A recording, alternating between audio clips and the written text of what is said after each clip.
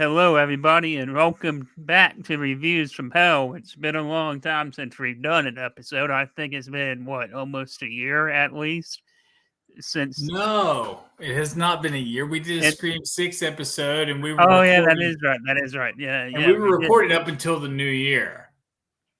So I mean, it hadn't been a year. It's been a while though. But yeah, it's been like a few months. It's been a few months. Yeah. Yeah, How are you? Are you well? I'm good. I'm good.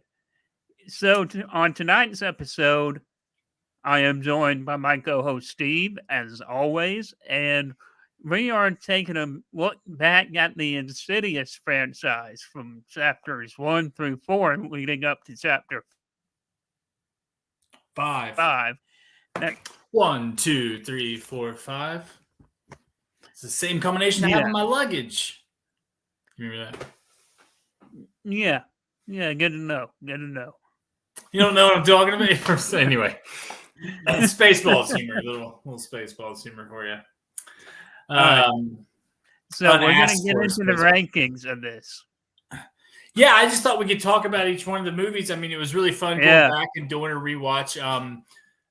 Insidious was the brainchild. I'm not sure if it was. I give them both credit, like a Lennon McCartney situation with Lee Winnell and James Wan, who had been working together since I think before Saw, but at least that short film and then the feature of Saw, and then I assume Dead Silence and all that stuff. They were kind of a writing team, and this is like 2010, and it's interesting to think about. Whoa, my voice just did one of those weird like burps as I was talking things. It sounded like a demon was like 2 octaves. 2010, when you think about when the first Insidious came out, right? Like James Wan wasn't a master of horror and like a titan in Hollywood like he is now, right? Yeah. I mean, they were still he and Lee Winnell. I knew who Lee Winnell was because like I am, who I am, and I would tear over Fangorias and Rue Morgues and stuff back then. Even so, it's like, but Lee Winnell, I don't even know if Lee Winnell is still a big household name. Post Upgrade, he is, I think, and especially post The Invisible Man as well, I would say. Post The Invisible Man, and he has arrived now. Yeah, post Invisible Man, it's like Lee Winnell's world. We're just kind of living in it after that one. So that was, because that's masterful too. But we get to talk about his first directorial movie when we get to it, which is cool too.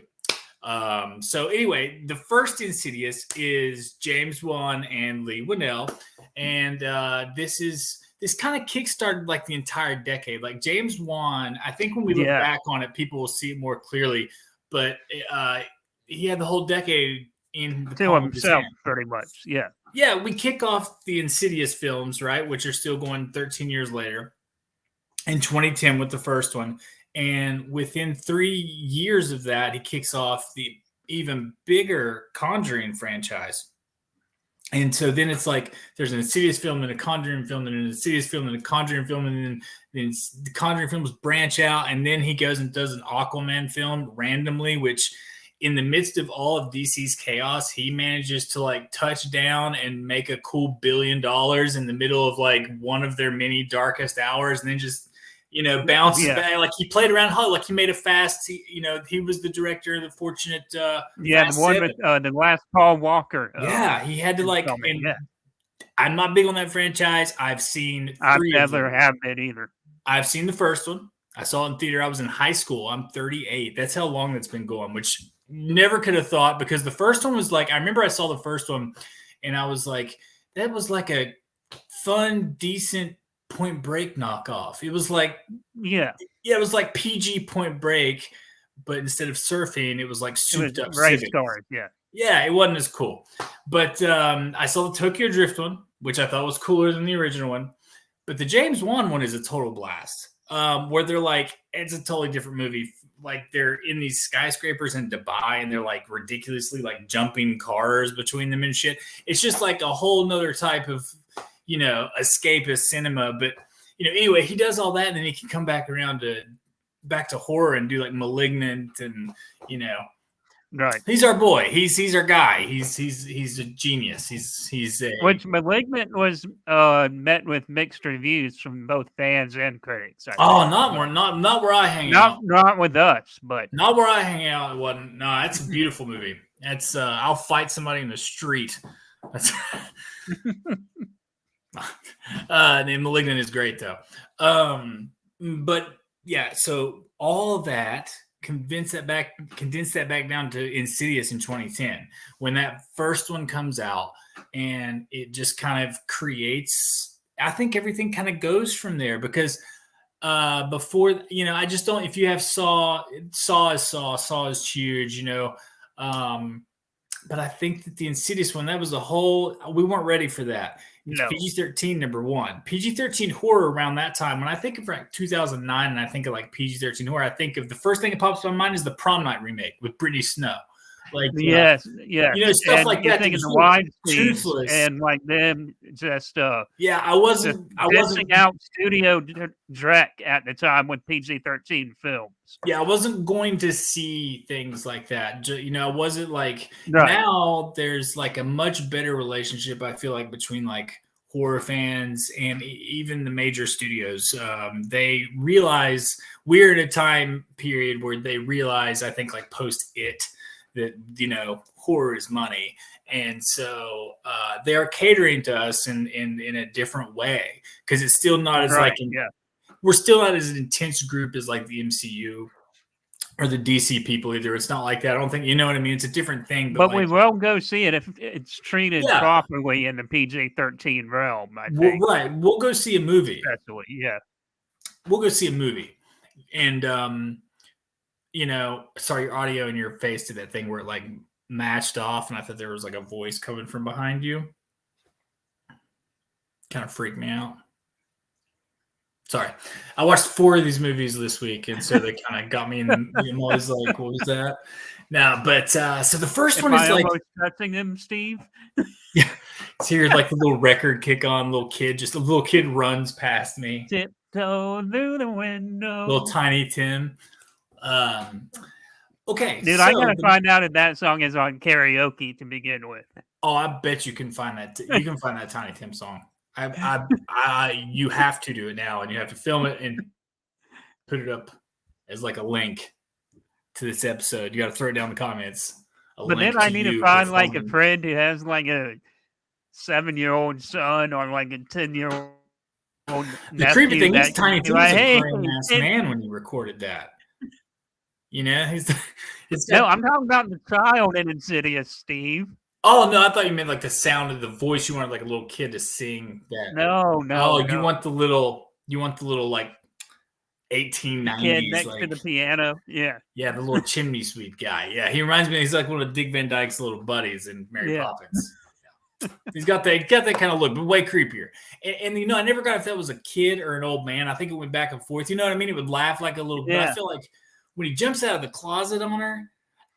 James Wan, like a grown man, yeah, he looks like an old man face. Like he's like, it's you just want to kick it. But like James Wan and like big chests in bedrooms. Those are some of the 2 scariest things I can think of. Is that scene, and then 2 years later, he was like, no, that wasn't scary enough. In The Conjuring, when he puts that woman on top, woman is a loose word. It's like a ghost witch thing. She's whatever. You know what I'm talking about?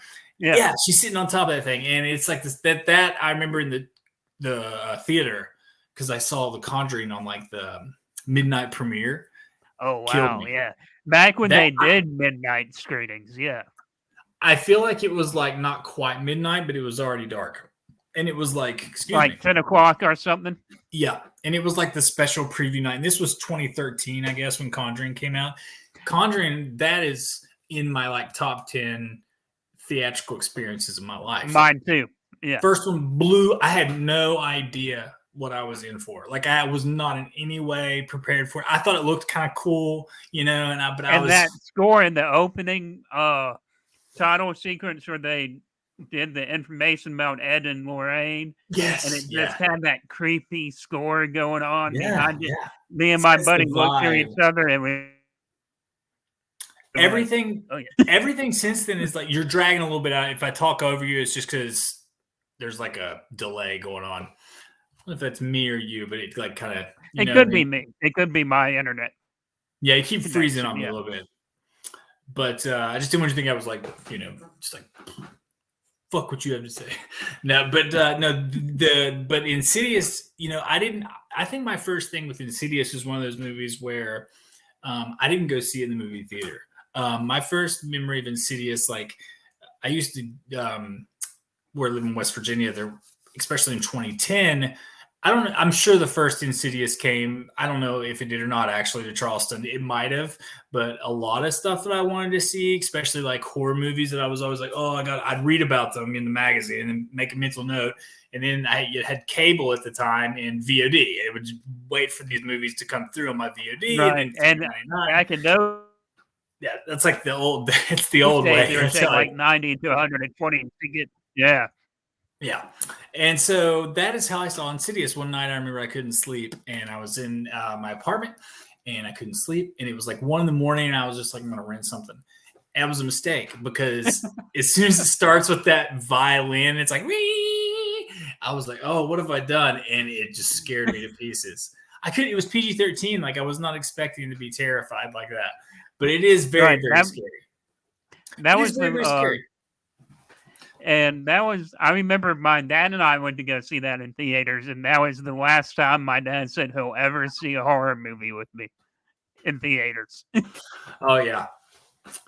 That's a good one, though. That's going to be a hard one to top, if you're like going straight into it. But I don't think he was talking about like a topping that experience at all.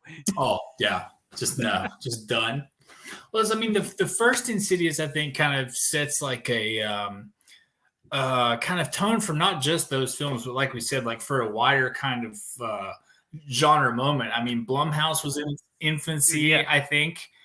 They were very much, their name wasn't. That's before they even had the Blumhouse logo on that movie. If you go back to the first one, that's even before they had the title card. Yeah, that's a long time back. I mean, like 2010, that is early Blumhouse. I didn't know. I mean, I guess I knew Paranormal Activity, which was because that came out right before Insidious. I think. Wasn't that the first Blumhouse film? Though wasn't that the beginning? I don't know. That was the first one. I think it was like one of the first ones. Yeah, I think that was like what 09 that came out. 09. Yeah, 08 at the very earliest, but I think 09.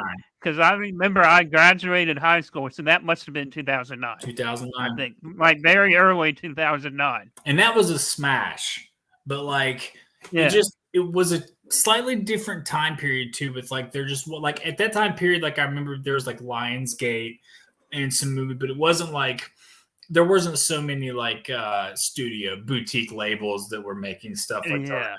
I mean, there were, but it's not like there was Lionsgate, there was Summit Entertainment. Anchor Bay. I mean, that's more of a home video thing, but I'm just, that stuff existed, but it just, I don't know, maybe it just wasn't on my radar or something. I don't know. But so the first one, you've got a lot of character actors in there. You've got Patrick Wilson, who's a great leading man. Who's also one of those leading men that is also a character actor. You know what I mean? Like he does like, you see him get cast in things like Little Children, where he is like the kind of hot guy, the hunk, the man's man. And then you see him in Watchmen or something where he's kind of totally playing a character. And as you'll see, like the Insidious, the coolest thing I think between Insidious and Insidious 2 is Patrick Wilson gets to play like the same character, but not. Like he gets to just like channel like Norman Bates and it's his own thing. And just act insane for an hour and a half and just go as big as he possibly can in the second one. But the first one introduced like all these things that like we hadn't really seen before that now we probably think of as cliche that we've been hit over the head with so many times. Like first of all, the way the film was colored and looked, like all those like those blues, like those really soft kind of like blues, and which I think of synonymous with Blumhouse because I think all of their promos use that kind of, it's like a gray blue. Everything looks like that now with that kind of, color. When you go into the further, there's it just has a very blue, almost like those really bright lights on the highway. You get a lot of play with lights and shadow, it made it look very kind of sleek. Yeah, which is really weird though because they always talk about the red door when you go into the further. Yeah. Yeah, you've got the red door, which is where, I mean, the first one, the red door, I guess they'll keep it like this because that's where the guy was. Like, that was his lair, the demon, the insidious demon himself, whatever his name was. I don't think they ever gave him a name. I just think the kid called him the fire face demon or the demon with fire on his face. Yeah. Well, they would get too caught. The Insidious movies, like, they would get, like, the first one has, it all boils down to, and I think a lot of good films do, it all boils down to that one simple hook where we're going to take you, we're going to set it up like a normal haunted house story. We're going to take you through it. And then we're going to show you our unique spin on this, which is, the house isn't haunted. You know, that's even the tagline on the poster. It's like, the house isn't haunted. It's the person. And so what do we do now? And that's the whole twist of the whole movie. And then they add in this whole further thing, which is another really cool way to explore this idea of astral projection, like cinematically. And it is really cinematic. Like it is. Yeah. It looks like a haunted house, like, come to life. And it's surreal and it's creepy and it's gothic. And it looks like, well, I mean, it's gothic. I mean, it looks like a haunted house. It looks like what I just said, repeating myself. But yeah, so those things kind of had it working for it. And you have that really cool, and then they throw in, like, and it's got that throwback quality that James Wan is good at taking, like, throwback elements from, like, horror pop culture of yesteryear and bringing them back in, which he would do better in The Conjuring. But he does that here in really cool ways too, with, like, spectral sightings, like the ghost hunting crew and Lin Shaye's playing, like, the little poltergeist lady where she's going to come in and clean the house. Basically, it's the same kind of poltergeist setup at that point. So you get all that in there, and that's a winning formula if done right. You know what I mean? We love to, and you Rose Byrne and Patrick Wilson, like, it all just as a family works. Like, it all works. Yeah, and the staircases and almost like the bottom half of the house, I guess the living room area and all that kind of look like the Changeling in a way too. Oh yeah, yeah. You got all kinds of things when you think about stairs. You think about, like, Nightmare on Elm Street, like, she is stuck, like, going, and but the house, the way that all that's shot, like, it's very, it's very scary. Like, it's just there's a lot of really cool angles and techniques that are done that goes around the house, and it's always like, oh, we're down here in this corner and we're looking up at the room, and so everything looks distorted, or we're, like, coming down the corner and we're gonna put you in this perspective where everything's kind of off kilter and slanted to where you can't ever really get your balance, which it throws you off, which is, it works. But so the first one, in summation, is an awesome, like, really original spin on the poltergeist type movie. Real essentially, it's like an original hook on that type of movie. And the way that it ends too is so perfect that one really does stand alone on its own. And you don't need to go, like, if you're just trying to show somebody a good movie, they don't need to get in it. You can just show that first movie, and that's all anybody needs. And so you can tell then they immediately greenlight Insidious Chapter 2 for, like, I think the turnaround is like the next year. I think that one came out like 2011. Or maybe 2 years after. Was it even 2 years? Very close. Yeah, it was very close. At the very most, I don't even think it was definitely not a full 2 years. Like, you know what I mean? Like, it was a quick turnaround on that movie. And so 2 is one of those sequels, like, if you look at horror franchises, like, 2s are notorious for, like, flying off the rails. And I think that it's no exception. It is really problematic. So actually, 2 came out. Insidious Chapter 2 came out in 2013. 2013. Okay, so it was about 2 years. Okay, cool. Okay, well, yeah, so that one comes out after the first one's like a surprise smash. And so that means that Insidious Chapter 2 and the first Conjuring came out the same year then. So that is like James Wan, like, blasting off and just dominating the genre and the box office that summer.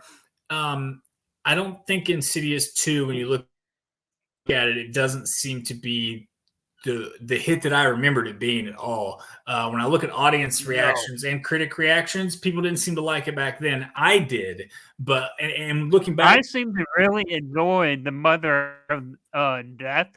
That part I remember really liking about the guy in the bridal dress and all that. I remember liking that it's aspect, and I Jigsaw. remember it. Yeah, I remember it like almost being the whole movie instead of like the last 30 minutes of it. Yeah. The one they yeah, that's see, there's so much in Insidious Chapter 2 that it doesn't work because okay, like we just said, the first one is this simple story, right? Of this, it's a Right. simple Yeah. story. I can boil it down to one sentence. So it's like, well, what's two about? It's like, well, there's this like serial killer and this new guy who used to work with this woman. See, we're going to go, wait a minute, let me back up. We're going to go back in time to when this one character that you just saw dies still alive, right? Okay, stay with me. Now, we're going to bring up a serial killer ghost that we're going to have to solve these little puzzles the whole time. So who the fuck is that? What does he have to do with the thing? Don't worry about it. It's not going to really matter, probably. And so they bring in this whole like serial killer element and this whole like Tobin Bell from Saw, Jigsaw's, and this Right. Yeah. wig and there's this whole like, and so when the whole thing finally got done this time, it's just crazy how time changes, and I'm sure a lot of it has to do with the fact that just how I am more exposed to the world than I was 10 years ago.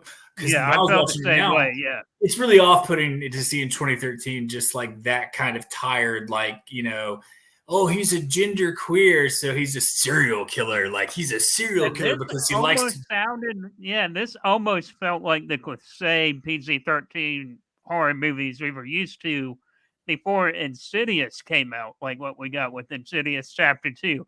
Just a lot of whole overacting and that gentrification and everything Yeah, thrown in there. there's a lot of really big swings in Insidious Chapter 2, and it's like some of it is really fun to watch, but I do think that like it's mostly like a swing and a miss. Like I think that like Yeah. it goes for it. Like Patrick Wilson seems to be having a ball noticeably.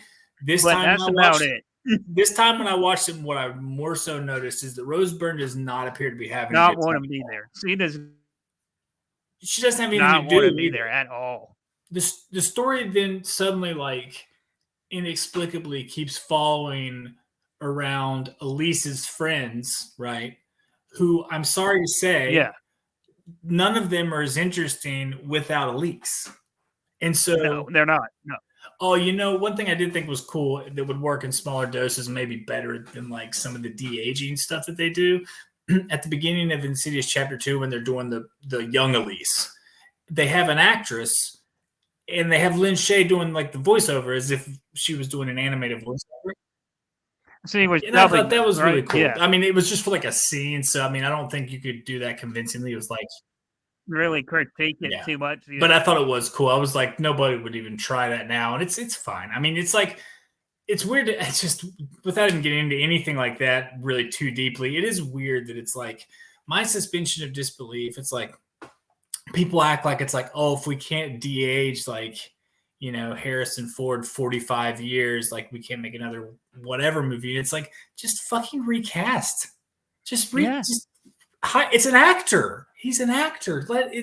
That's the whole deal. I show up and I pretend to not know that that's a dude. Like went back home to his apartment in LA. And I can't, it's pretend. Like so, like it just that kind of thing. I'm always just like, why are we bringing back people from the dead? Why don't we just cast someone and go, hey, you're at a movie. Like if you're that bothered, like I just don't know, But I digress.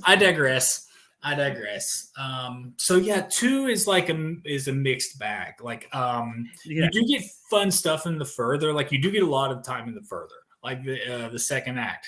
But inexplicably too, like I just felt like, I'm so sick of time loop movies where like I am too. It felt like they forced that whole ordeal with the open doors and all. And I the don't like smoke plot involved. points in sequels that change or retroactively The fuck with original, yeah. Yeah, my memory of the It original. kind of ruins it, right? It endangers of ruining it. It is in danger of ruining it, and I don't think it does because Insidious is so strong on its own. But it endangers of doing that when you go back and you throw in that whole time loop shit. It just reminded me of all those painful memories of like Back to the Future 2, where it just goes, right up its own ass. It's just, it's too much. It's like I feel like the plot of Insidious 2 is like a hat on a hat on a hat. It's like you don't need that many hats. You were already wearing a hat. Like, why did you put 2 more hats on? It's crazy. It's like you've already got, like, we all showed back up because you were like, oh yeah, you remember you thought that they lost and died at the end? We're going to keep it going right from there. But then you don't really do that. Like, you pick everybody up and then you just kind of shuffle the pieces around. Right. And we hang around with a bunch of people we don't care about for a bit. And It's almost like you're playing with action figures at that point. Yeah, exactly. Yeah. And Patrick Wilson gets to do like his best, like Anthony Perkins, but that's about it. It bummed me out because before I went back and did this, like when I first saw those movies, I probably would have just said off the top of my head, I like 2 the best. For some reason, I had fond memories of that. I don't know why. I don't know. Probably because that's the first one I saw on the big screen. I was thinking about it in my head. I was like, well, that's probably the first one I went to see in the theater. And I would probably agree. I would probably be like, before we did the revisit, I would probably say 1 and 2 were my favorite.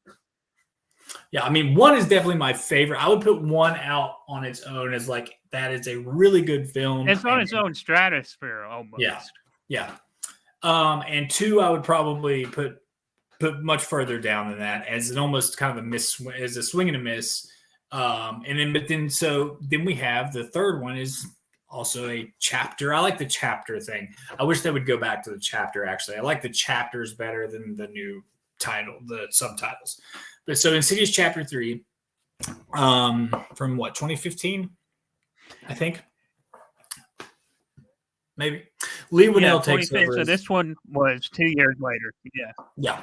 Okay. And Lee Winnell takes over for directing duties from James Wan. James Wan that year had The Conjuring 2 came out, which a lot of people argue is a sequel that surpasses the original.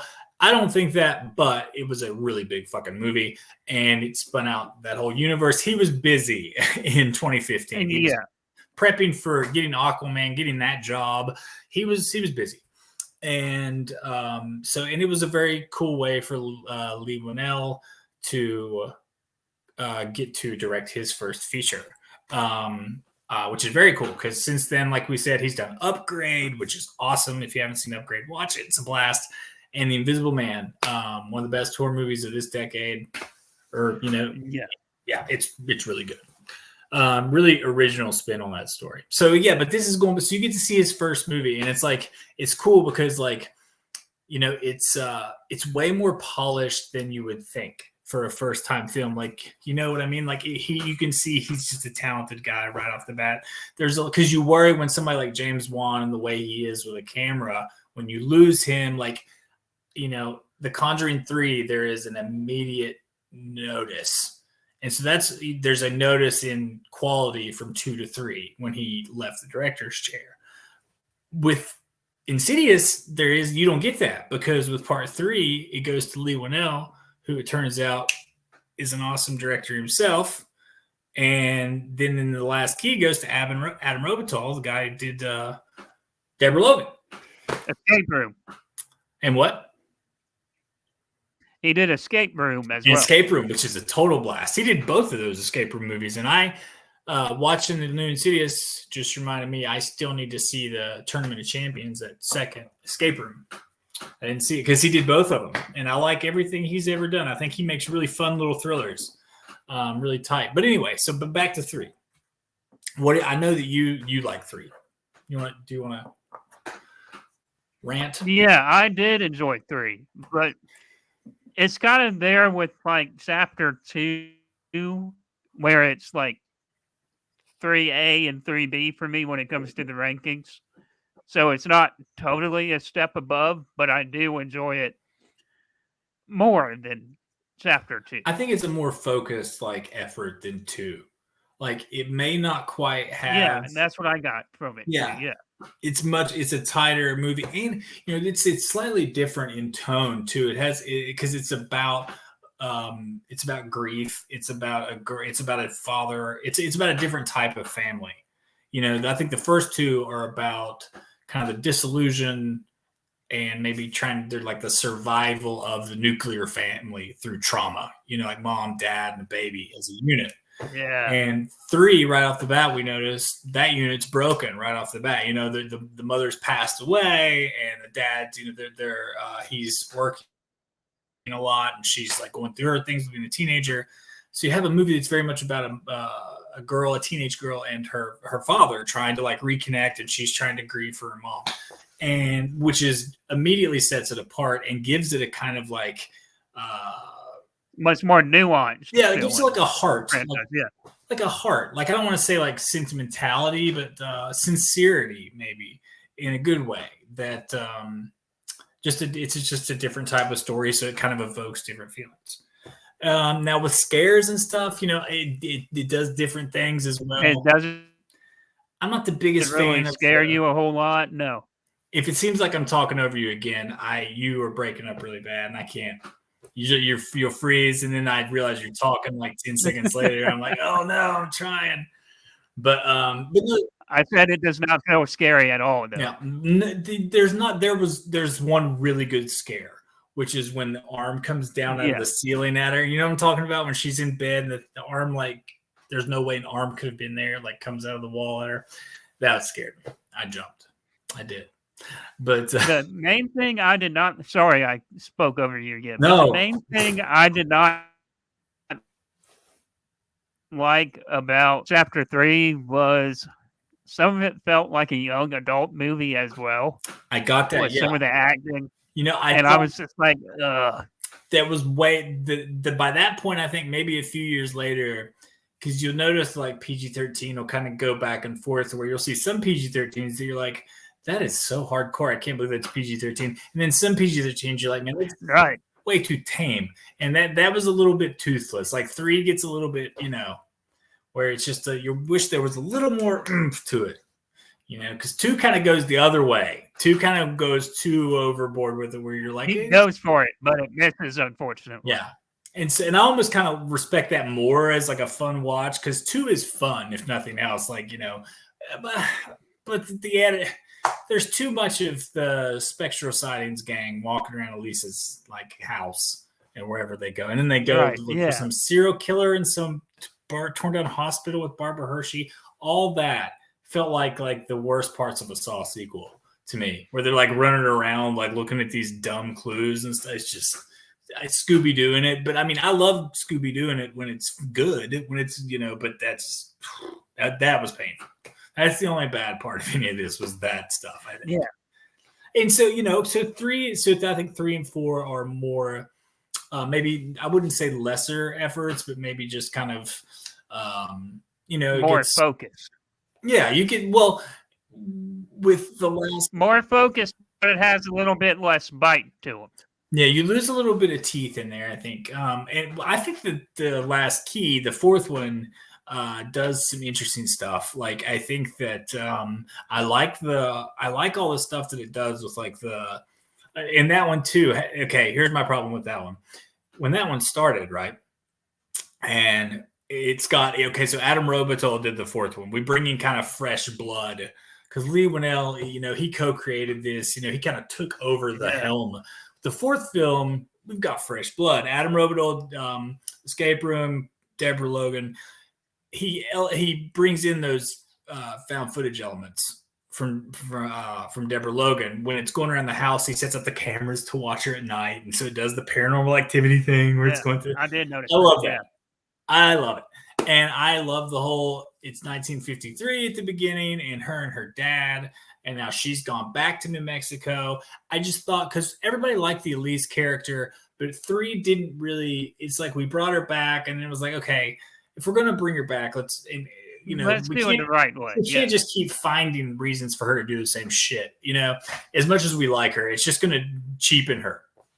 And so this time You get that, right?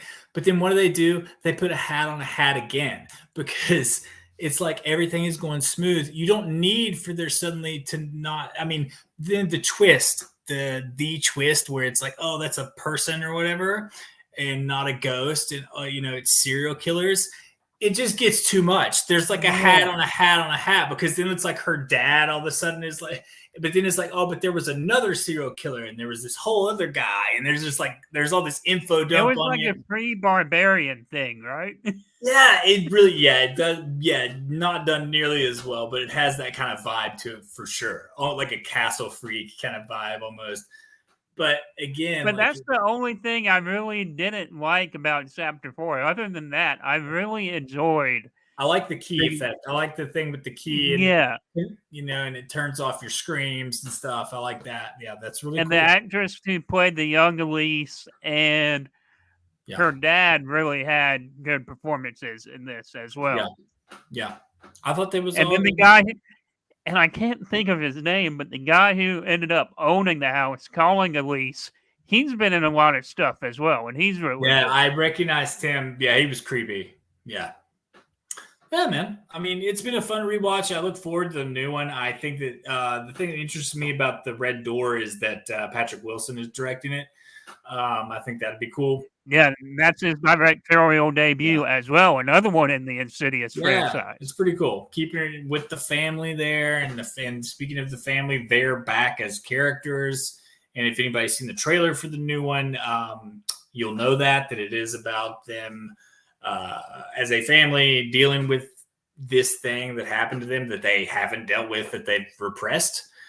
So I think it looks cool. But we totally skipped over the ending of Chapter 4 when Rose Byrne's character ended up calling Elise at the end of that and setting up Chapter 5. No, you're misunderstanding that. That was setting up Chapter 1. It's full circle. The very last scene they call, it's back in time. Yeah, I got you. It's okay. It's all right. We're learning together. We're on a journey. We're on a journey. You see what I mean? Because it's back in time. It's because it's all right. When they go, it's Barbara Hershey that you're thinking of. It wasn't her because the first one, she's like, I called her last night when you're hearing that phone call. I wish I could go back in time and not say that statement. It's okay. There's always an edit button. You can just put yourself. It's like where the voice comes in and it's like. It's like, I was like, I'm so smart. And it's just like it's like a robot voice. Oh, that was great. I love that. That made me happy. Not because it just made me smile. It just made me laugh because I was like, no. I was like, no.